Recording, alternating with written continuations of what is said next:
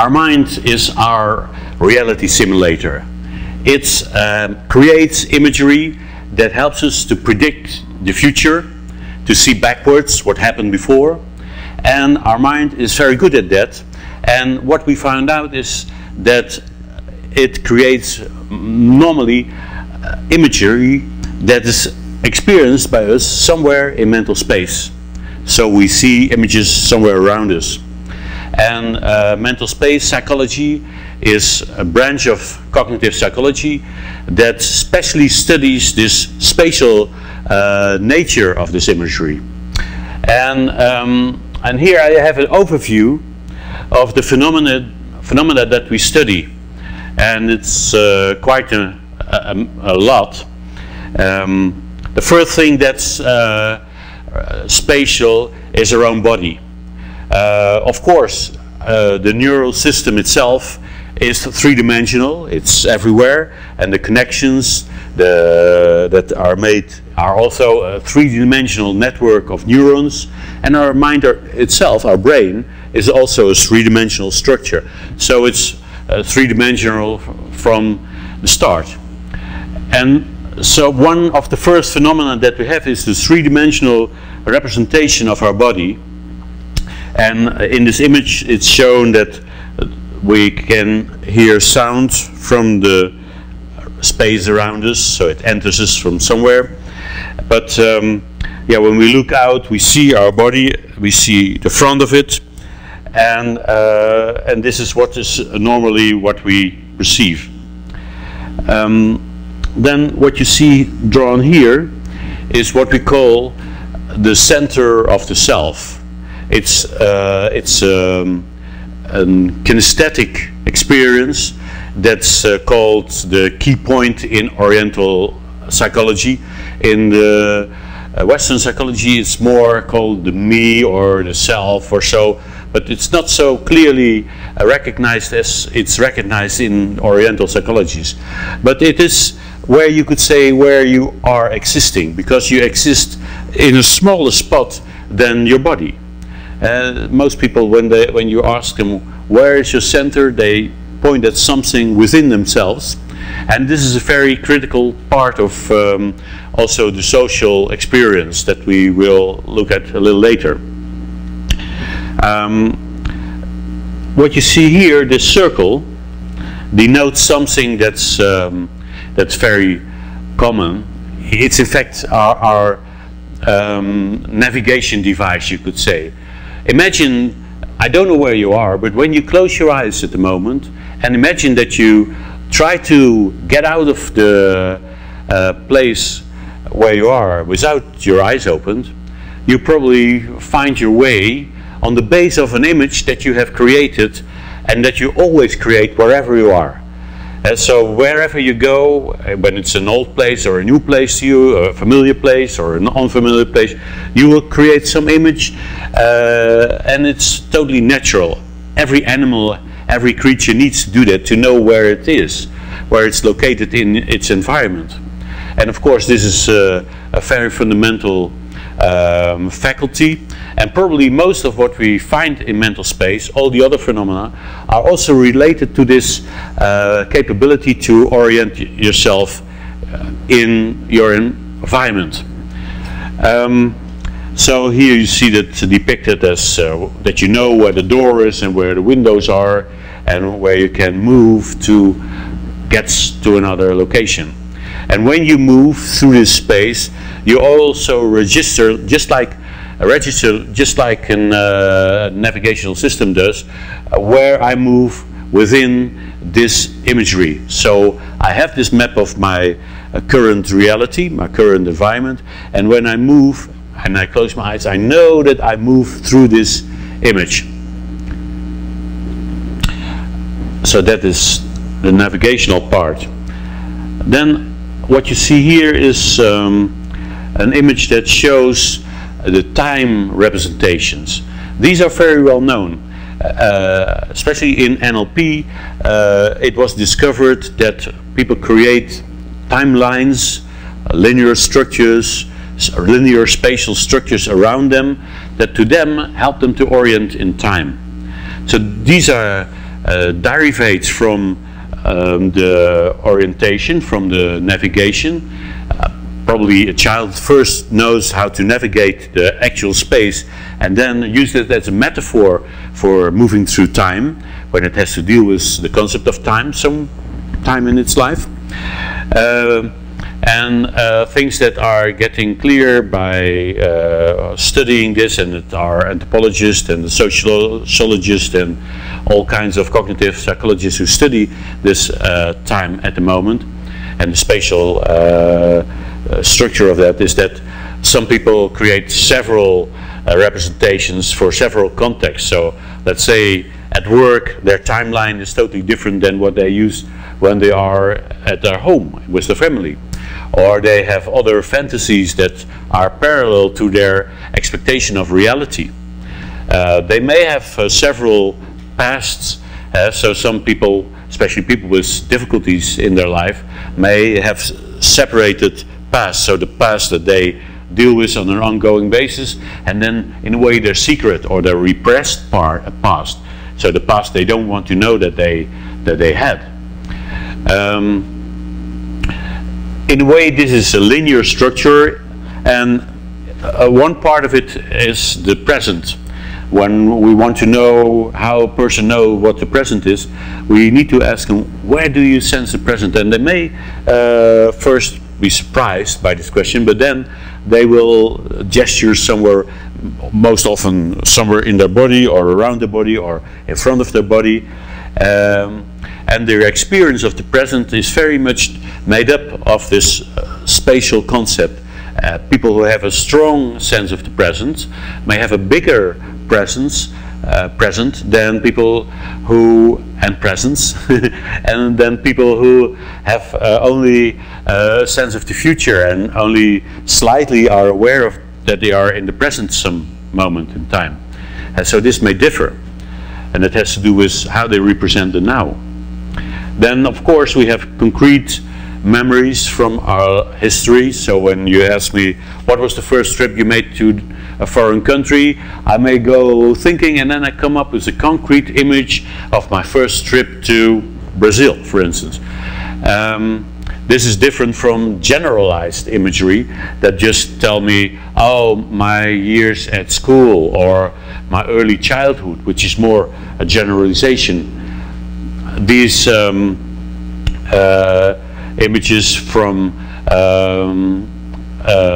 the past that are concrete are most regularly researched. So in the research for memory, these are the ones that are easy to look at. Of course, there is also projections in the future that are more concrete. So I can think of the day that I will go in pension, for instance. So I may have a colorful image of, well, then I will have money without working, or I will buy myself a new car, camera, or house, or whatever. And so these are concrete projections into the future. Then something that's interesting, because it was a problem in the mental space research for a while. The French-American researcher Gilles Fauconnier is one of the persons who used the term mental spaces for the first time, I think in the 1990s, somewhere, maybe 1995 or so. And he was using this in relation to speech.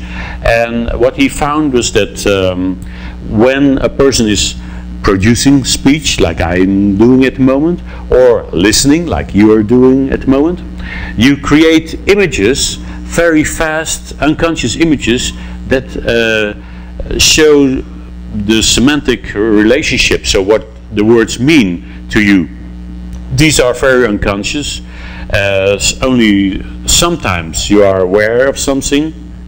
For instance, when I say there's the rat catching a cat, so now it's something that you're not used to, because normally cats catch rats.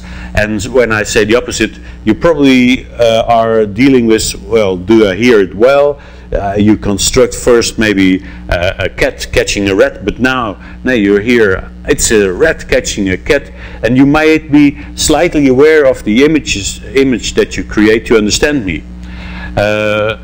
When you take this serious, it means that the unconscious mind creates, during a speech like mine, many images after each other to show you the meaning, and maybe there's also feelings included and sounds, but they're just very much under the threshold of consciousness. So you do it, you must do it, because otherwise my words would just be sounds but have no meaning. But when they have meaning, you add meaning in your sensory systems. So that is this part of mental space research.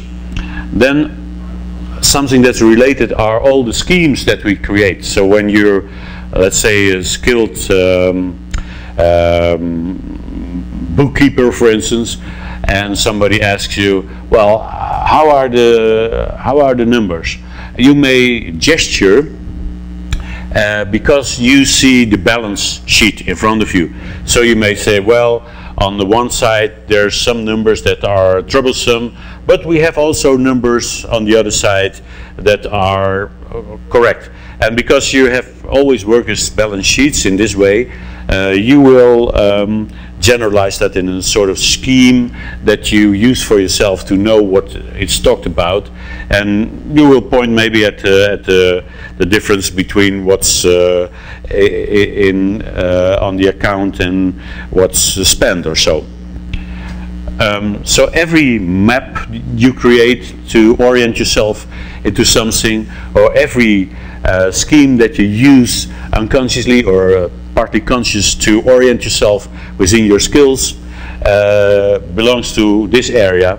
And for instance, when a person says something like, well, there are a few stages that we have go through, it's maybe a combination of their time representation and a scheme of the time and how they project the process that they're talking about within this time projection. So that is indicated by this green thing. Now we get to my speciality, and that is how social relationships are created in a spatial manner. I already told you this is the side of the self, of the feeling of self, so where the person senses their existence in a way. And this is connected to an image here, and its image stands for all images that tells me, that show me who I am. So it's our self-images. This is also an unconscious matter, because I'm there all the time. So I create experience with myself every moment in time. Everywhere where I go, I have myself. I'm not aware of it. I'm mostly aware of it when something's wrong with it. So when I feel bad about myself, or when I compare myself with others and I am disappointed about myself, so then I'm using this image to compare myself with others. So I see another in my mind and I use my self-image to place it beside it, and then I can do this. But it's also the tool that I use to know who I am, so what my role and my position is. So when I'm sure about myself, I will probably have a great, clear, big self-image that shows me very clearly who I am. But when I'm unsecure, I maybe have a small one, one that just gives a slight little bit of information, and I'm not so sure what my role and my position is. So the self-image, and beside the self we create images of other people, and these images are largely depending for the meaning on the spatial location that we give them. So when we probably love a person, this person will be very closely represented, and that makes us know that the relationship is one of love. But when it's just a neutral relationship, we have a person probably a little bit further off. And so by this locating of the imagery of people, the images we call personifications, we create our mental model of the social world. Then there's another thing that's shown here, that is black matter, and then we are talking about dark phenomena, like the sensing of a dark sphere or atmosphere here, which tend to coincide with when people repress some very difficult issue. And when you have clients that are depressed and you ask them, where do you sense the dark cloud or the dark matter, they might indicate that there is something like this, but normally not in the center of their attention. So it tends to be over here or here or here or there, but not in front. And this is very helpful in psychotherapy with clients with depression. Then another thing, light. We find that when people are enlightened or in love, when they have the sensation of lightness, quite often we find that they may have a light sphere on the top of their experience, or all around them, or within them, and this light shows something that's often very nice. Both the dark and the light, the darkness and the light, probably have to do with the extra application of certain neurotransmitters. So when these neurotransmitters are active in the brain, more active than normal, they cause these darkness or light sensations. So the whole image here we have explored. Maybe I can point at that sometimes people hear voices from somewhere in space, and they may be meaningful. They may be voices that they don't recognize as parts of themselves. And of course this is something that in psychiatry was studied for many, many years. But the spatial arrangement of our mental experience is the central part of this area of research that we call mental space psychology.